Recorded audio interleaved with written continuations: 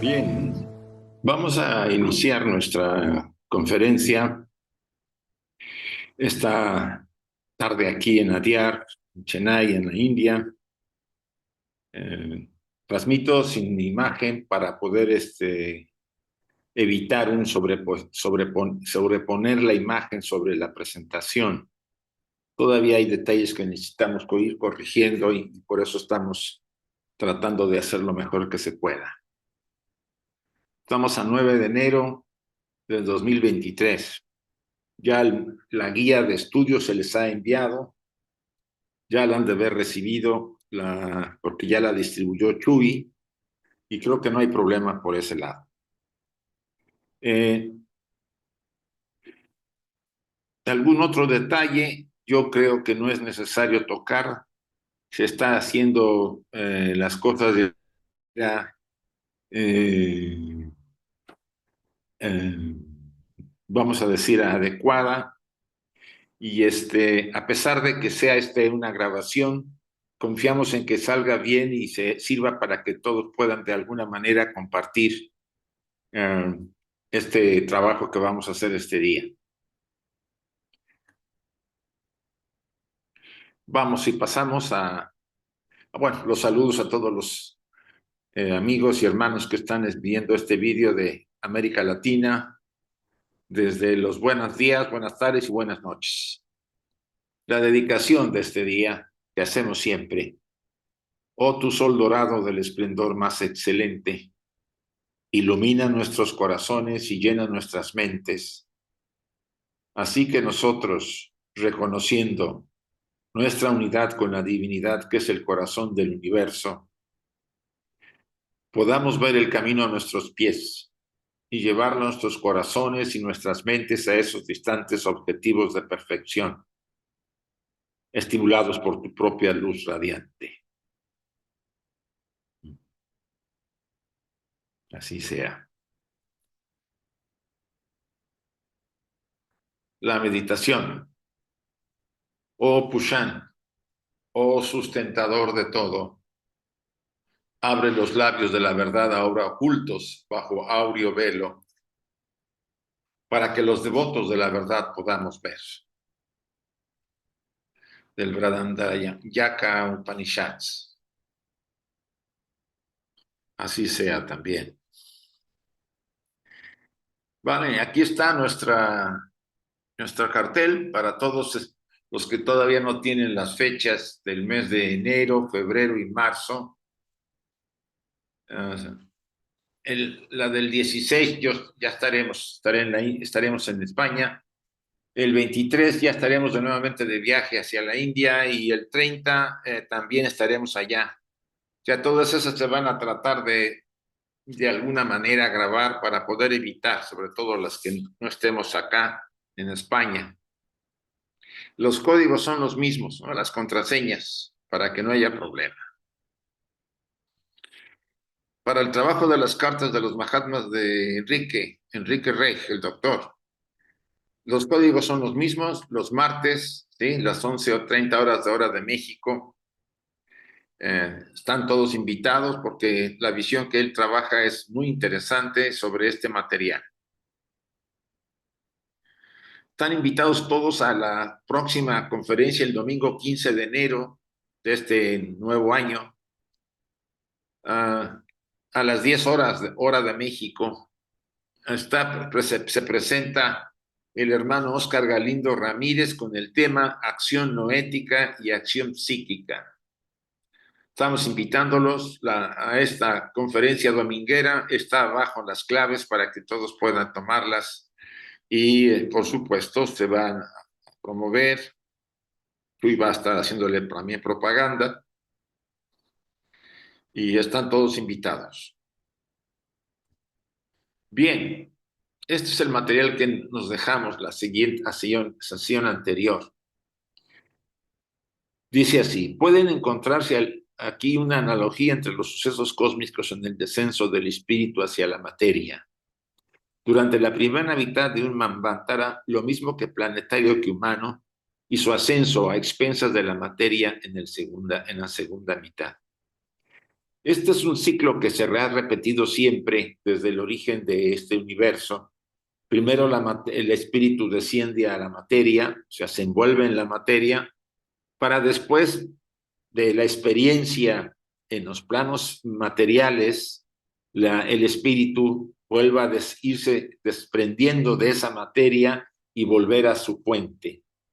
Esto es lo que ocurre durante un Manvantara, ¿no? Cuando el Manvantara inicia, pues el espíritu desciende a la materia, y cuando viene el Pralaya, durante el mismo Manvantara, esa parte espiritual, esa luz, después de visitar en las partes más profundas materiales y de envolverse en la materia, empieza nuevamente el ascenso, a dejar la materia y a incrementar nuevamente el poder espiritual hasta que vuelve a la fuente. Ese es un ciclo, como dice acá, la analogía entre los sucesos cósmicos y del descenso del espíritu a la materia y en el ser humano, ¿no? Nosotros durante el primer periodo de nuestra vida, de acuerdo a la doctrina secreta, ¿no? Como dice HPV, en los primeros los primeros 5 periodos de 7 años, ¿sí? Hasta los 35 años, ella pone esa cantidad, aunque sabemos que no es fija porque puede haber mayor tiempo en los sujetos o antes por cuestiones de karma o enfermedades, etc. Podemos decir que viene la etapa primera de crecimiento, el bebé, el niño, el adolescente, el joven, el adulto, hasta los 35. Y a partir de ahí puede mantenerse esa fuerza, esa energía de crecimiento constructiva, no destructiva, si podemos llamarlo así. Puede ser que lleguemos hasta los 45 con una vitalidad muy, muy elevada y equilibrada, porque nuestra naturaleza, la ley kármica, etcétera, lo permite. Pero después empieza el descenso, inevitable. Primero puede ser muy lento, no se nota, tarda tiempo en vislumbrarse los primeros elementos de la destructividad, vamos a ir de las energías destructivas que están ya preparando el traje para su parte final, ¿no? Y para que el espíritu que está envuelto en esta materia regrese a la fuente o regrese a los planos sutiles, podemos llamarlo así. En tanto en el universo como en el humano, esto se lleva a cabo, se repite constantemente en todo el universo. Estas consideraciones tienen que ver tanto solo con el plano de la materia, pero la influencia restrictiva de las vidas ígneas en la subdivisión más inferior del segundo plano, los microbios, es confirmada por el hecho descrito en la teoría de Pasteur. Y acuérdense que Pasteur fue un gran químico, investigador, ante las mencionadas de que las células de los órganos, cuando no encuentran el oxígeno suficiente para sí mismas, se adaptan a aquella condición y forman fermentos, los cuales, absorbiendo oxígeno de las sustancias con que se ponen en contacto, las destruyen.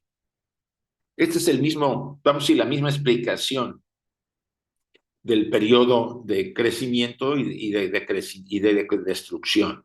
Al principio las células alimentan a los microbios, ¿no? Con sus propios, con oxígeno, o sea, porque estamos compuestos de miles de millones de seres vivos, nuestra estructura. Y ese equilibrio se mantiene hasta llegar a un periodo en que las células ya no pueden aportar ese oxígeno de acuerdo a la visión de Pasteur y de la tradición oculta, y empieza a incrementarse las energías destructivas, ¿no? Entonces el ser humano empieza a envejecer, eso es lo más común. Ahora, si de remate tiene ahí algún problema de tipo kármico, pues se presentará probablemente alguna enfermedad, ¿no? Algún elemento que aminore, que acelere más ese proceso de envejecimiento por cuestiones kármicas, ¿no? Y eso es lo que de alguna manera a veces no lo entendemos. ¿Por qué tenemos ese surgimiento? Llegamos máximo a la cumbre y después empieza el retorno a los planos sutiles. Sea como fuese, una cosa hay cierta en esto. El conocimiento de estas causas primarias y de la última esencia de cada elemento, de sus vidas, sus funciones, propiedades y condiciones de cambio constituyen la base de la magia. Repito, sea como fuese, una cosa hay cierta en esto. El conocimiento de estas causas primarias, las de crecimiento y destrucción, ¿no? La de esas fuerzas de que hacen crecer y las otras de hacen destruir. Y de la última esencia de cada elemento, ¿no? O sea, las esencias de los elementos, que son realmente muy, muy semejantes, de sus vidas, de sus funciones, propiedades y condiciones de cambio, constituye la base de la magia. Paracelso ha sido quizás el único ocultista en Europa durante los últimos siglos de la era cristiana que estaba versado en este misterio. En realidad, Paracelso fue uno de los grandes alquimistas, vamos a decir, precursor de la homeopatía, ¿no? En esta época. Fue un personaje sui generis, un genio en su momento. Lamentablemente, como todos seres que traen innovaciones en una época oscura todavía, pues fue criminalmente envenenado, ¿no? Después de estar en una cena ahí en Austria, en una de la población donde nació Mozart, y fue invitado por el arzobispo de la ciudad a cenar y después se sintió mal y murió. O sea, podemos entender algunos elementos, pero siempre esa oscuridad ha tratado, sobre todo esa oscuridad nefasta, ha tratado de bloquear el conocimiento y el desarrollo de los seres humanos. Pero ¿qué tiene que ver la luna con todo esto? Porque hay varios pasajes donde se menciona a la luna.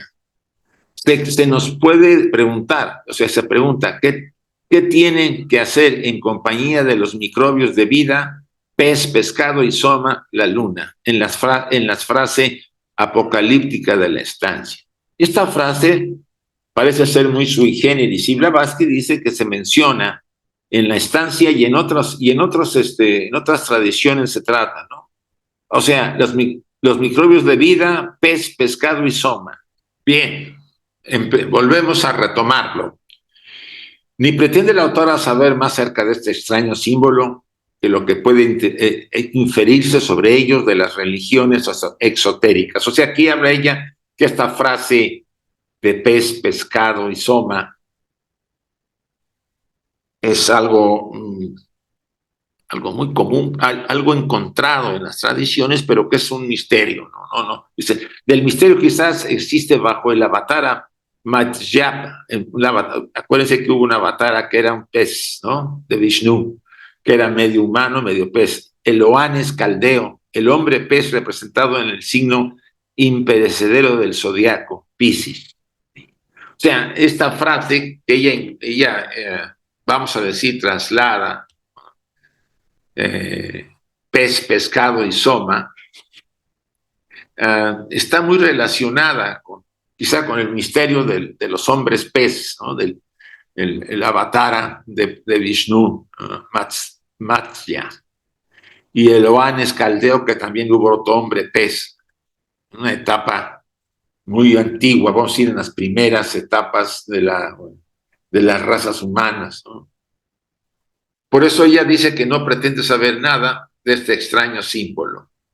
Por ahora, dice, puede convenir recordar al lector que al paso de las diosas lunares que hallaban relacionadas en todas las mitologías, especialmente en la griega, con los nacimientos a causa de la influencia de la luna. Aquí ya va a volver a retomar el tema de la luna, diciendo que casi todas las diosas, sobre todo habla aquí de las, vamos a decir, de las diosas griegas, en todas las mitologías, especialmente en la griega, con los nacimientos, a causa de la influencia de la luna sobre las mujeres y la concepción. Sabemos muy bien que la luna tiene que ver mucho con la menstruación, en la naturaleza, con la fecundación, con la siembra de las semillas, con los frutos, con el ritmo de las mareas, afectan muchísimos elementos, ¿sí?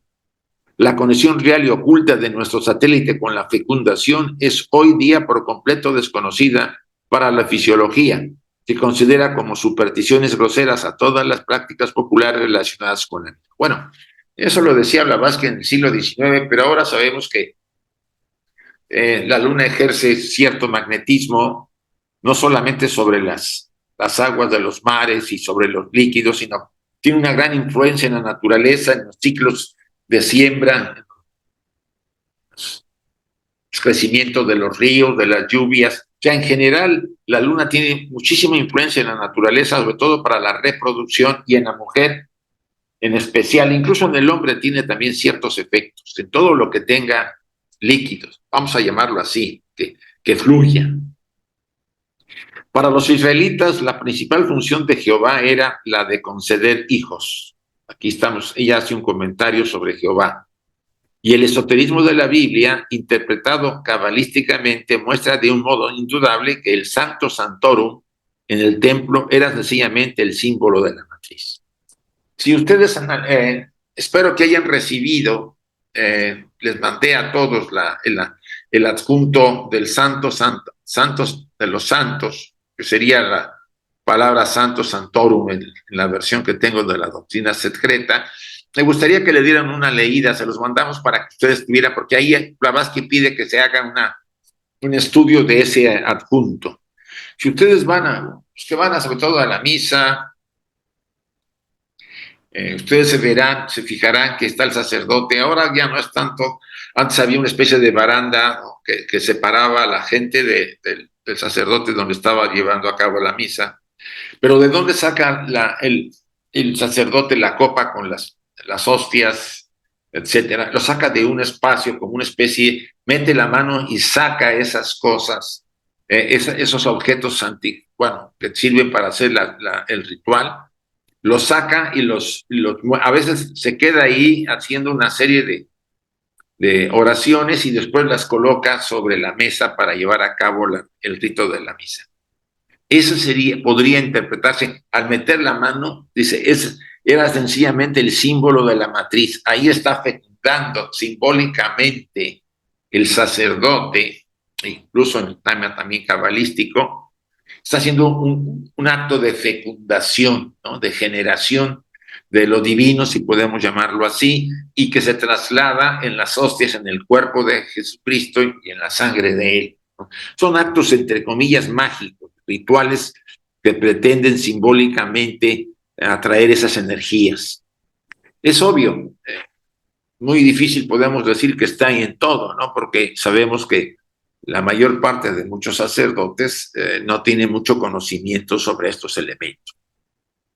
Esto también se haya demostrado hoy día, fuera de toda duda, por la lectura numérica de la Biblia en el general y la del Génesis especialmente. Esta idea debieron de tomarla a todas luces los judíos, de los egipcios e indos, cuyo Santo Sanctorum está simbolizado por la cámara del rey en la Gran Pirámide. Aquí está la Gran Pirámide. Y por los símbolos yoni del hinduismo exotérico, ¿sí? La Gran Pirámide tiene pues los que han ido a Egipto y han entrado hacia la pirámide de Keops, ¿no?, de Kefú, saben que para llegar hacia la habitación central, donde está la cámara del rey, es aquí donde estaríamos hablando del Santo Sanctorum. De acuerdo a Blavatsky, en el pasado, la Gran Pirámide nunca fue una tumba, construida mucho antes de la época de los faraones del Imperio Nuevo, del Imperio Antiguo, o sea, es predinástica, por lo menos de acuerdo a varios autores. Y la misma Blavatsky afirma que ahí se llevaban a cabo las grandes ceremonias iniciáticas, ¿sí?, donde se colocaba amarrado al neófito, al que ya iba a ser iniciado, en una cruz ansata, y se colocaba en esa imagen de tumba, ¿no?, en esa especie de sarcófago de piedra. Muy probablemente se le haría tomar algo y él se desprendía bajo un sueño especial que entraba y pasaba a los planos sutiles donde iba a ser probado, ¿no?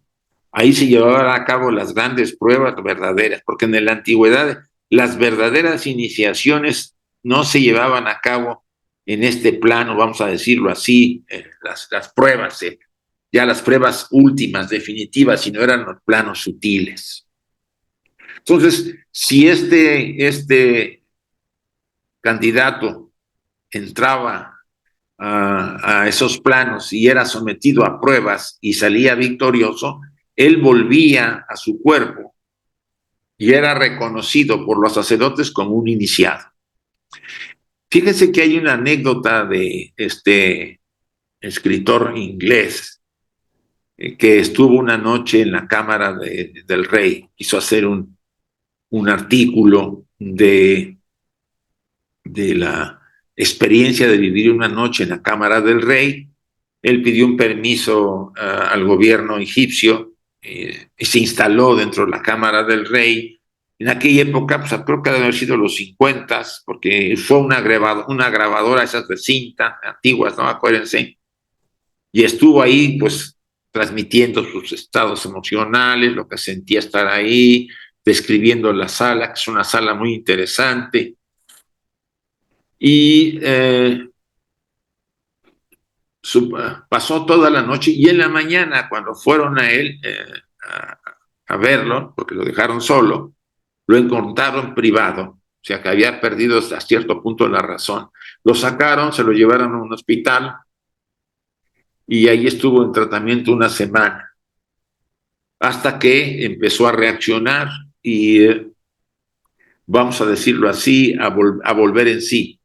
Y él le preguntaron que qué había pasado, ¿no? Y él les narró que estaba muy normal ahí comentando percepciones que tenía de la sala, lo que sentía, cómo veía todo, lo que asumía que podía ser, que como a cierta hora, entre las 2 o 3 de la mañana, aparecieron de un lado de los muros, del lado derecho, seres, ¿no?, que caminaban y se metían en el lado opuesto del muro, que eran de varios tipos, iban algunos hablando en egipcio antiguo, iban gritando, otros iban había seres deformes, o sea, había de todo, aún aparecían sacerdotes mal encarados que se pasaban de un lado a otro, etcétera, etcétera.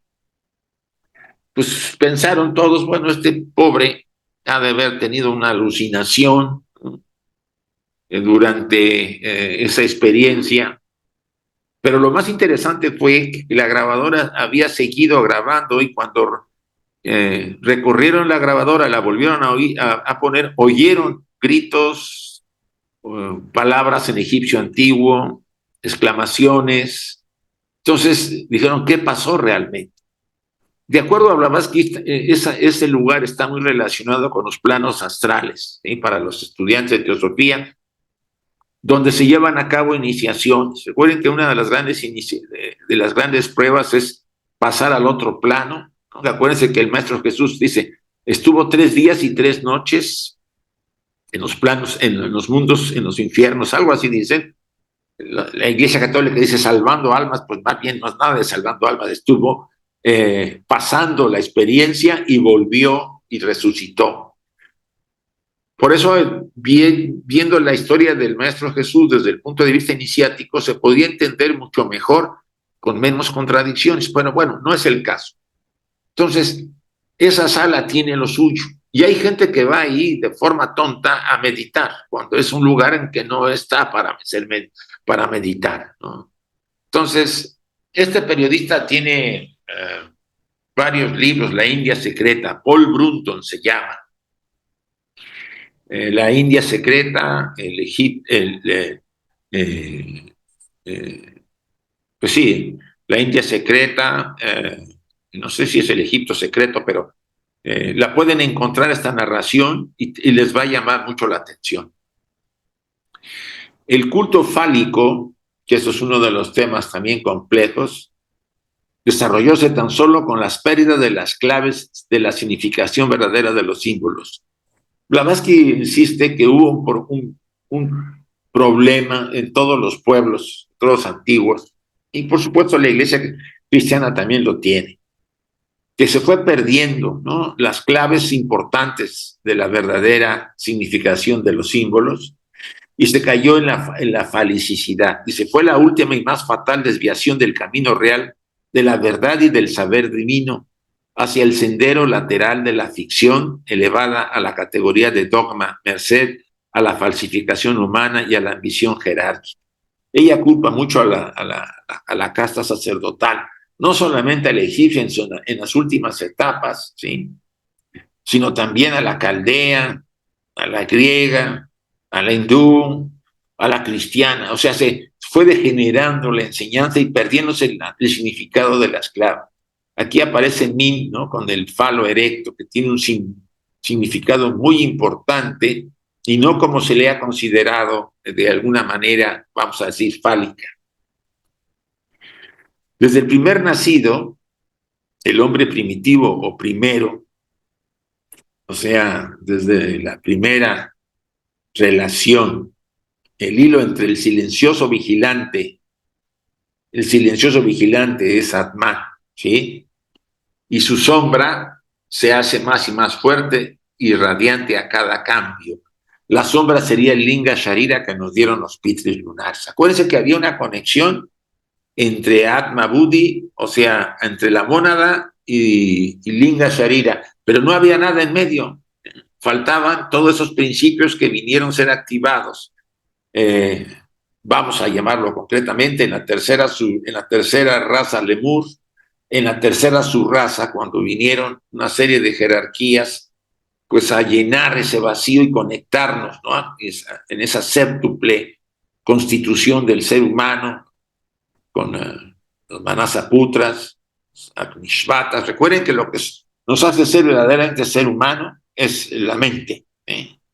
Y esa mente no estaba hasta la tercera raza, aunque hubo algo en la segunda raza, podemos decir que se puede llamar que la verdadera constitución, la activación verdadera del ser humano, se hizo en la tercera raza Lemur, en la tercera raza Lemur, tercera subraza.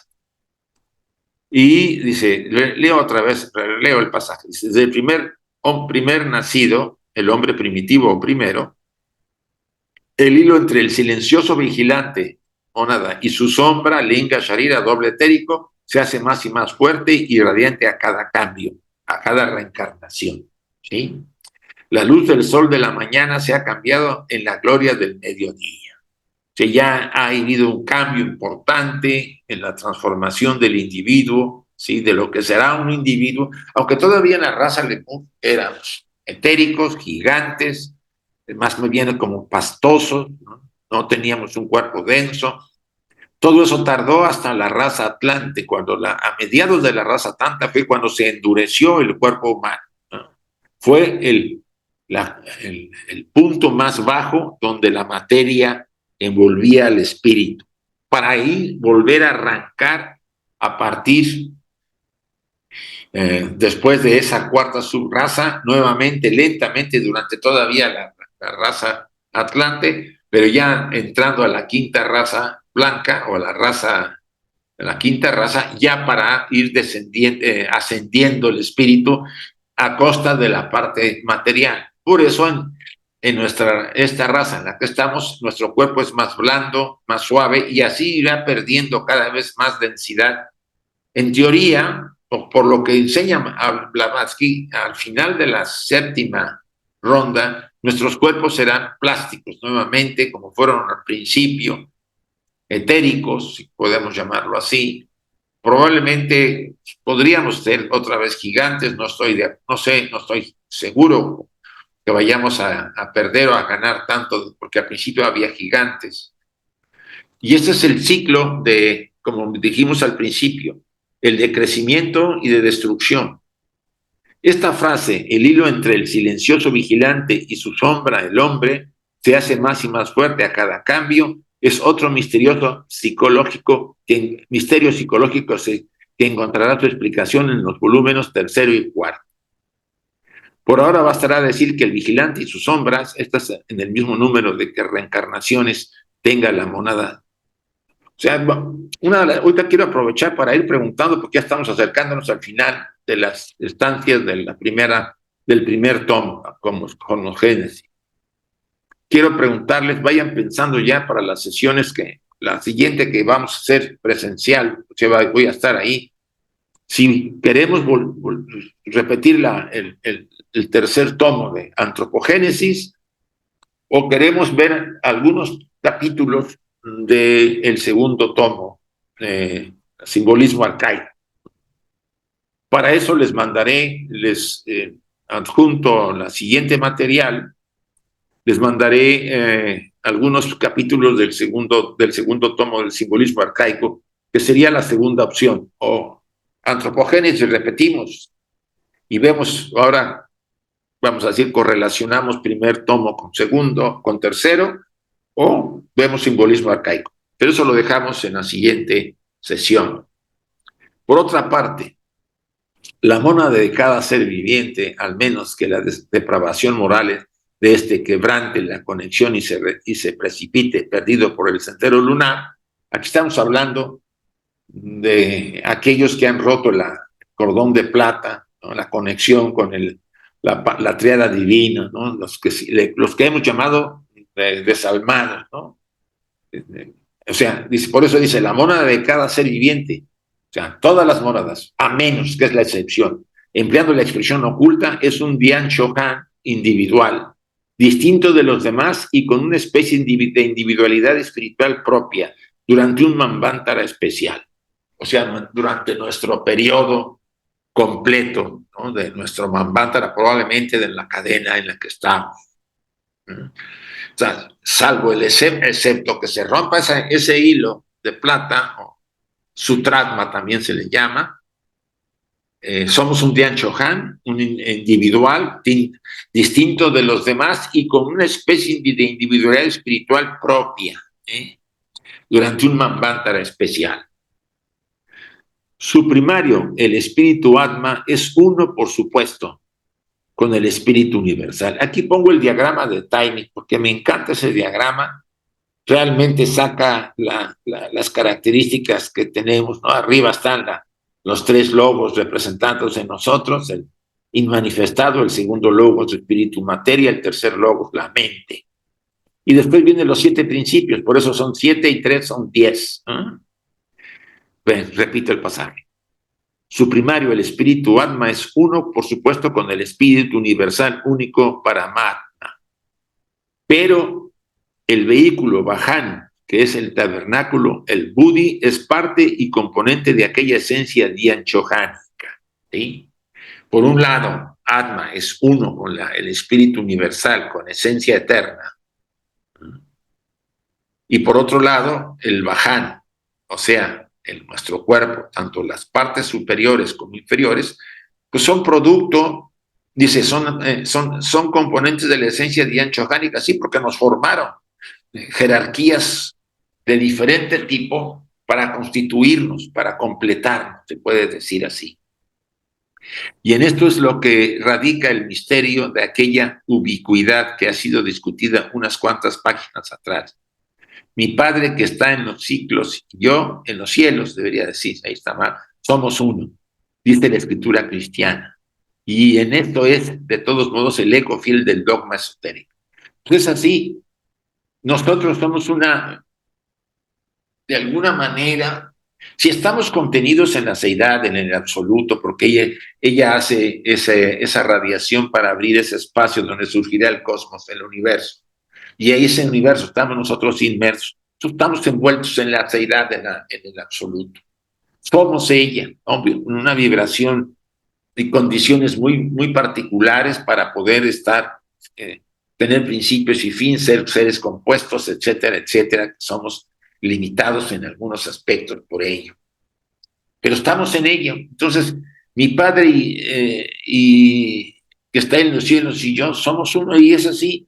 Nosotros somos uno con la divinidad, con la esencia divina, con la fuente eterna, ¿sí?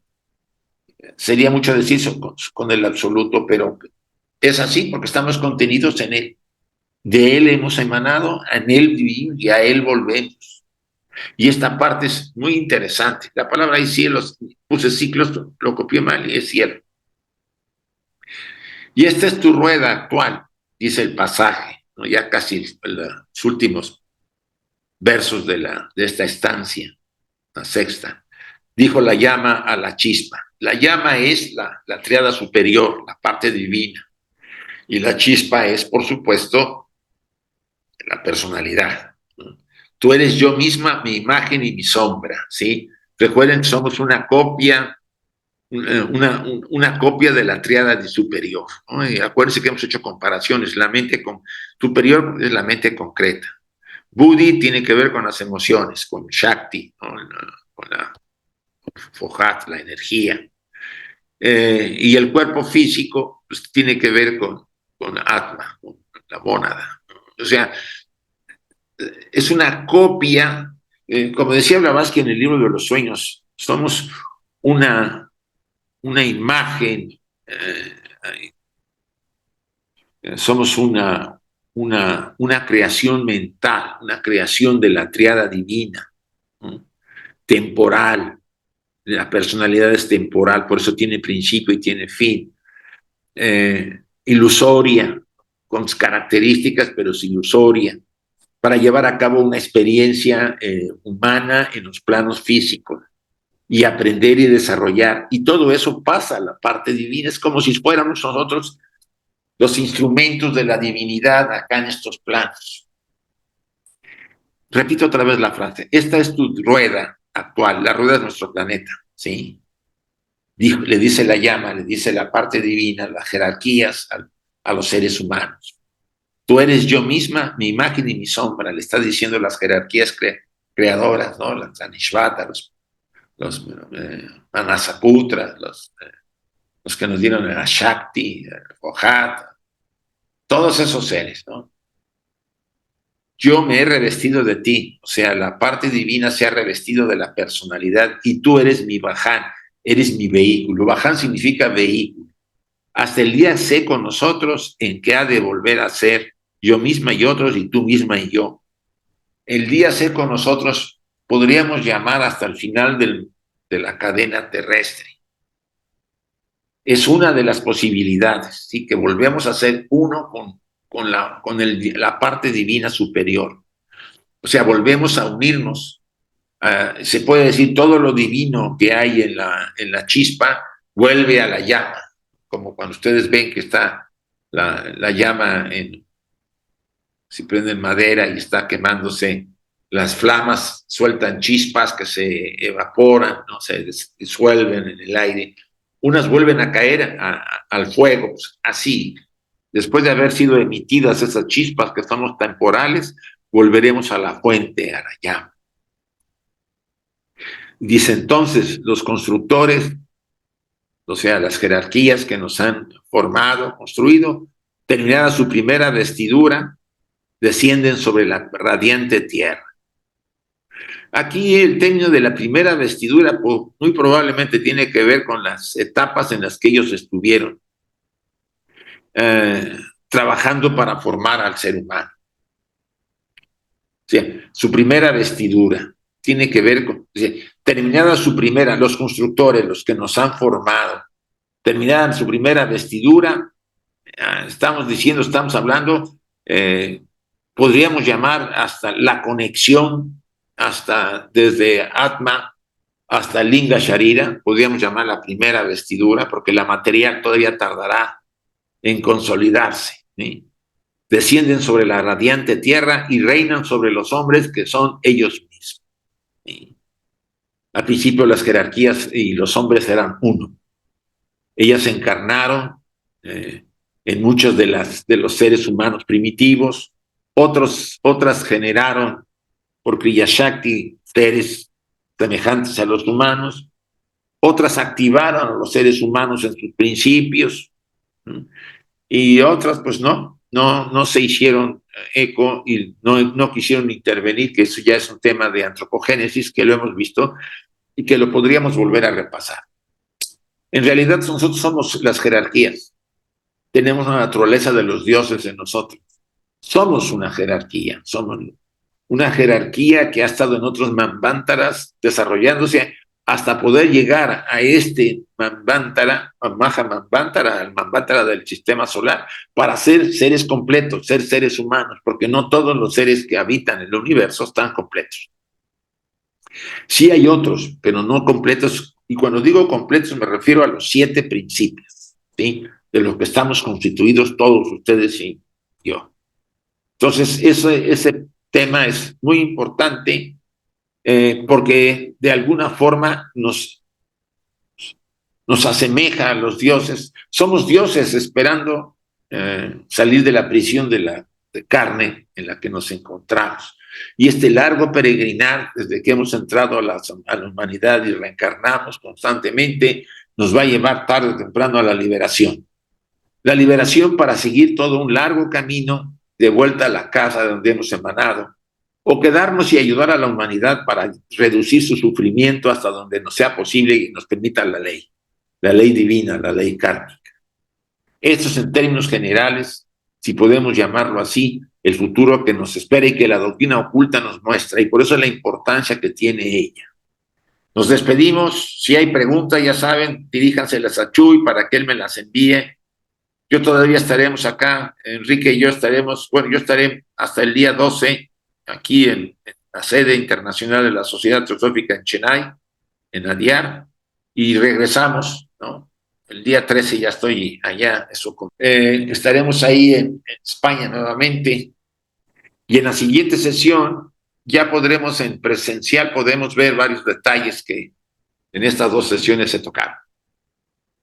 Muy bien, pues solamente me queda agradecerles y mandarles un abrazo hoy es todavía los Reyes, ¿no? No, todavía no son los Reyes, ya pasaron los Reyes, pero que los Reyes les traigan muchos regalitos, y que este año sea de otras características contrarias a lo que hemos vivido en el 2022, porque realmente fue complejo, difícil, y las condiciones de la pandemia desaparezcan y le haya paz en esta tierra tan dolorosamente afectada, sobre todo en Ucrania. Hermanos, un abrazo y hasta pronto.